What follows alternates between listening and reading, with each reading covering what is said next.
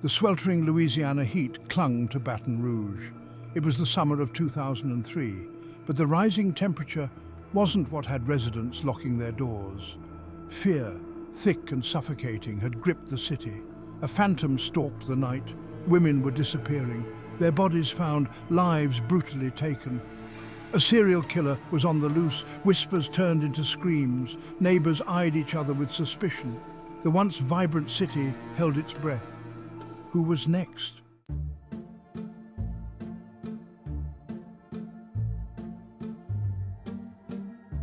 For years, the investigation hit dead ends. The killer was a ghost, leaving no trace, or so they thought. Technology would soon change everything. DNA profiling, still in its infancy, offered a glimmer of hope. It was a long shot, a last resort. But it would be the key to unlocking the mystery. Each victim, though silenced, held a silent witness. Their DNA would speak for them. It would paint a picture of their killer. And it would lead investigators to a name, Derrick Todd Lee, a name that would forever be etched in the annals of true crime.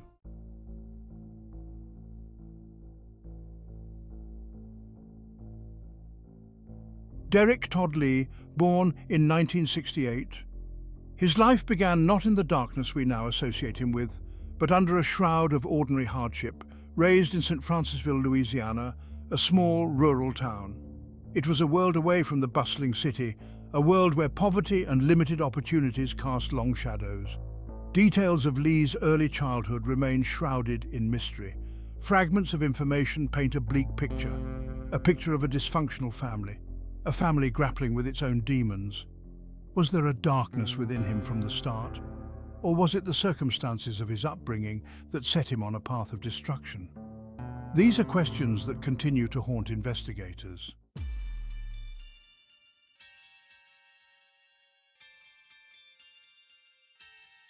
As Lee grew older, his troubles only seemed to multiply. He struggled in school. He had frequent run-ins with the law. Petty thefts, breaking and entering, his crimes escalated. His troubled youth foreshadowed a life spiraling out of control, a life marked by instability and violence. Those who knew him then described him as quiet, but with a simmering rage lurking beneath the surface. Lee's history of violence against women began long before the murders. He had a string of failed relationships marred by accusations of domestic abuse. A pattern of control and domination emerged. His past was a litany of red flags.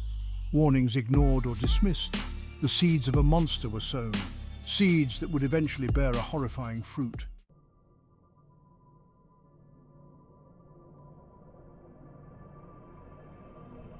Baton Rouge in the late 20th century. It was a city of contrasts, a vibrant cultural hub, but also plagued by poverty and crime. The Mississippi River, a symbol of lifeblood and commerce, flowed through its heart. But beneath the surface, a current of unease ran deep. The murders began in 1992, each one sending shockwaves through the community. The victims came from all walks of life, students, professionals, mothers. They were daughters, sisters, friends, their lives cut tragically short. As the body count rose, so did the fear. The once familiar streets now seemed menacing. The darkness held an unknown terror. And the question on everyone's mind was, who would be next?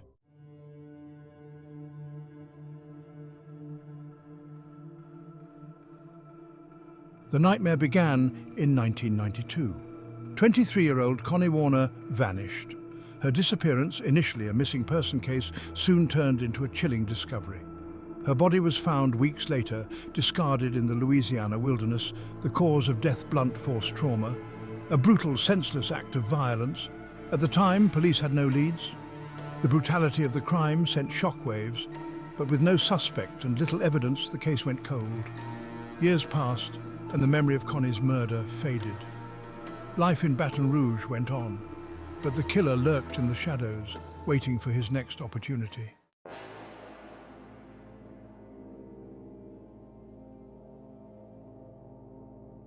For a while there was silence, an eerie, unsettling silence that would later be seen as the calm before the storm. The killer, it seemed, had disappeared, but investigators now believed that this period of quiet wasn't inactivity. It was a time of planning, of hunting. He was learning, he was watching, he was selecting his victims and perfecting his methods. The silence wouldn't last. The terror was about to return, and this time it would be even more brutal, even more terrifying.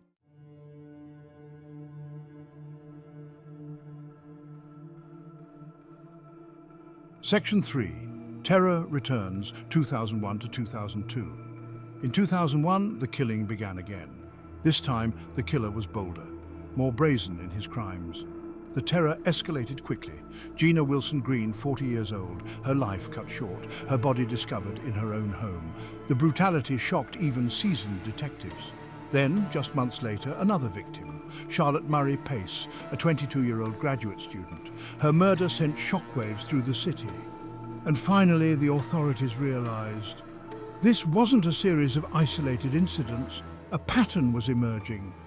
A serial killer was stalking the streets of Baton Rouge, and he wouldn't be stopped easily.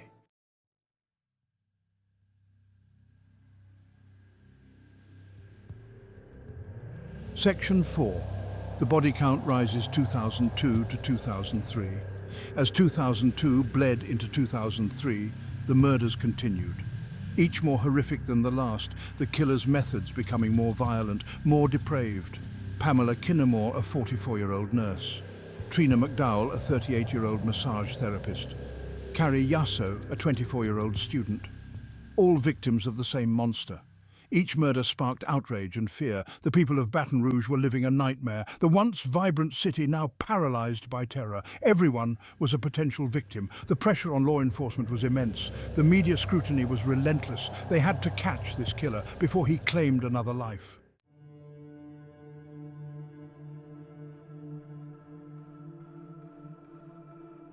Section 5.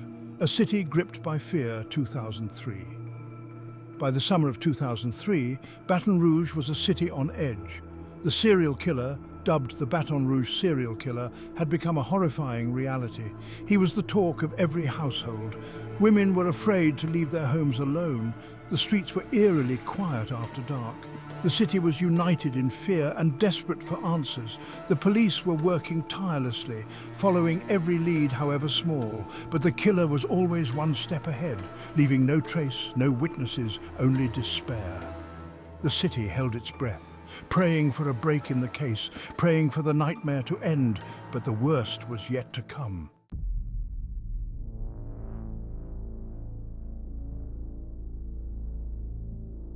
Section 1. A Race Against Time, the Early Investigation. The first murder in 1992 had sent shockwaves, but it was the escalating body count from 2001 onwards that plunged the Baton Rouge Police Department into a desperate race against time. Each new crime scene brought a fresh wave of horror and a frantic scramble for clues. Fingerprints were dusted for, witnesses were interviewed, but the killer seemed to vanish into thin air. The pressure mounted with every passing day. The media scrutiny was relentless. The public demanded answers and the police were running out of time. The lack of a clear motive or pattern only deepened the mystery. The victims came from different backgrounds. They had no apparent connection to each other, leaving investigators grasping at straws.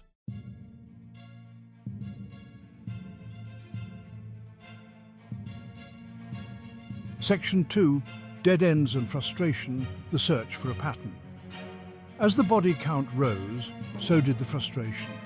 Each new victim added another layer of complexity to an already convoluted case. Detectives worked tirelessly around the clock, trying to find a connection between the victims. They pored over every detail, every piece of evidence, hoping for a breakthrough. A common thread that could lead them to the killer. But the clues were elusive, and the connections were tenuous at best. Was it a matter of opportunity? Did the killer strike when the moment presented itself? Or was the killer stalking his victims, meticulously planning each attack? Did he choose them based on specific criteria, age, gender, occupation, or perhaps something more obscure? Or were they simply in the wrong place at the wrong time, unfortunate pawns in a deadly game? Every theory led to a dead end. Each promising lead turned into another disappointment. The killer was meticulous, leaving little to no physical evidence. No fingerprints, no DNA, nothing that could point to a suspect. He was a ghost, moving silently and striking without warning. His ability to evade capture was almost supernatural. The lack of progress fueled the killer's confidence. Each unsolved case emboldened him further. He continued to operate with impunity, taunting the authorities with his brazenness and leaving a trail of grief and terror in his wake. The community lived in fear, waiting for the next strike.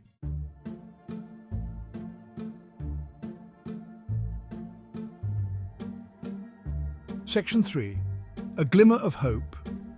DNA enters the equation. The investigation had hit a wall, but in the late 1990s a new tool emerged. DNA profiling, still in its early stages, offered a glimmer of hope in the darkness. Investigators had collected DNA evidence from several crime scenes, but at the time, the technology was limited and the database of potential matches was small. However, as DNA technology advanced, so did the possibility of identifying the killer. Each new murder provided additional samples, increasing the chances of finding a match. The hope was that the killer had slipped up, that he had left behind a trace of himself, a single cell, a drop of blood, anything that could break the case wide open.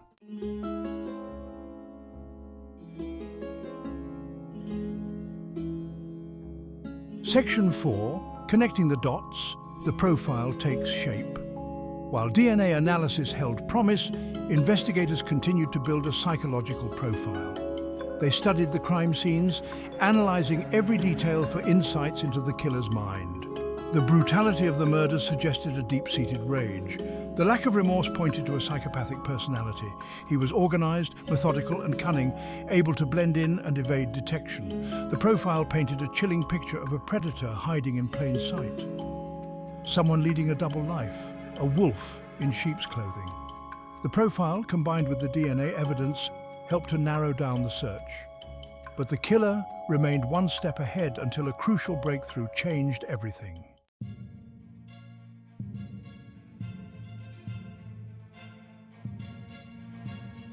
Section 1. The DNA Dragnet. By 2003, DNA technology had advanced significantly. It was no longer a last resort, but a powerful tool in criminal investigations. And in the Baton Rouge case, it would prove decisive. Armed with a DNA profile of the suspected killer, investigators launched a massive dragnet. Thousands of men were asked to volunteer DNA samples, their goal to find a match to the killer's genetic fingerprint. The process was slow and painstaking. Each sample had to be carefully collected and analyzed. The pressure was immense. Everyone involved knew that lives were at stake. The investigation had reached a fever pitch. The city of Baton Rouge held its breath, waiting for the breakthrough they desperately needed. And then it happened.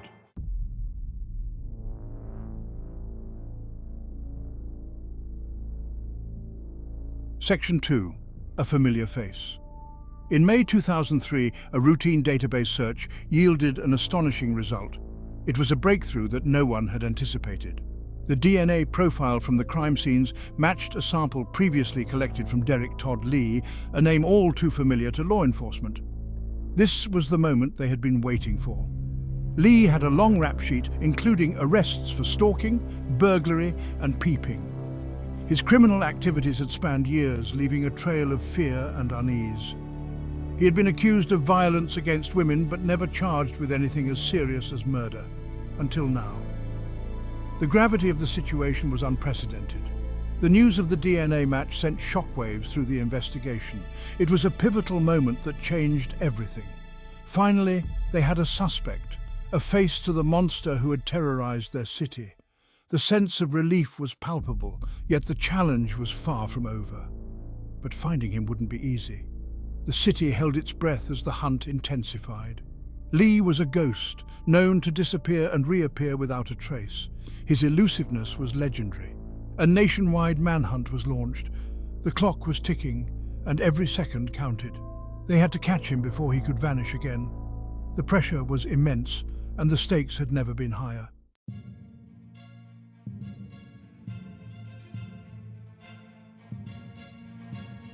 The manhunt for Derrick Todd Lee was intense and relentless.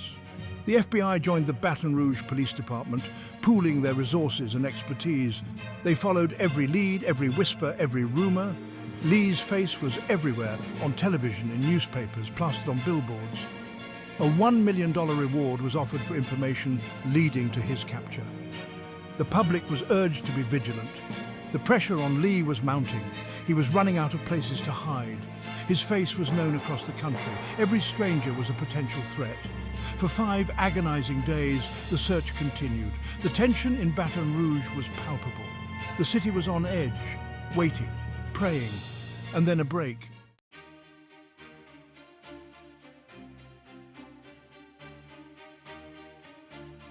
On May 27, 2003, acting on a tip, law enforcement officers cornered Derrick Todd Lee.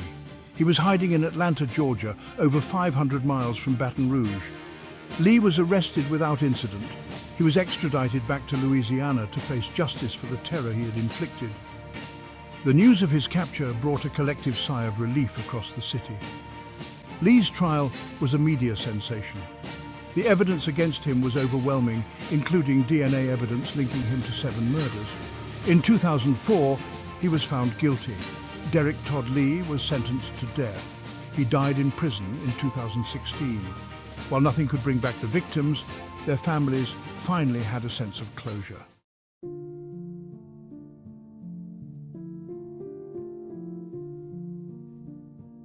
With Derrick Todd Lee behind bars, Baton Rouge breathed a collective sigh of relief.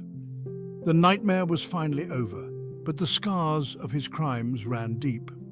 Families of the victims, forever changed, faced the daunting task of rebuilding their lives. Their grief, a constant companion, the pain, a dull ache that never truly fades. The community, once fractured by fear, slowly began to heal. Support groups offered solace and understanding, the shared trauma, a bond that united them. Life went on, but the memory lingered. In the quiet streets where terror once reigned, in the hearts of those forever marked by loss, and in the lessons learned from a city's darkest hour.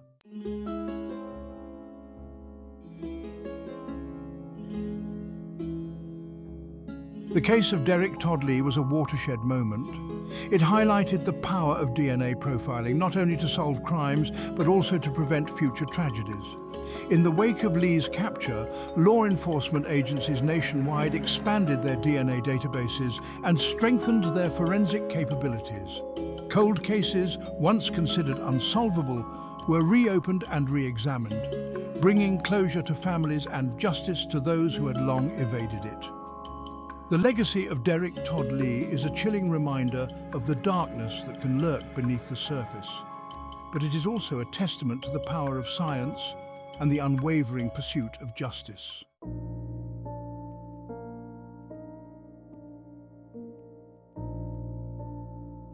The sun sets on Baton Rouge.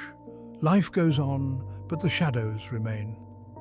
Derrick Todd Lee may be gone, but the terror he inflicted is etched in the city's soul.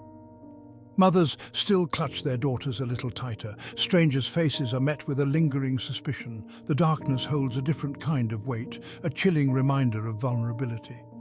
The scars of his crimes may fade, but they never truly disappear. They linger in the whispers of the past, a haunting echo of a nightmare endured. Baton Rouge remembers. They remember the victims. They remember the fear. And they remember the hard-won lessons learned.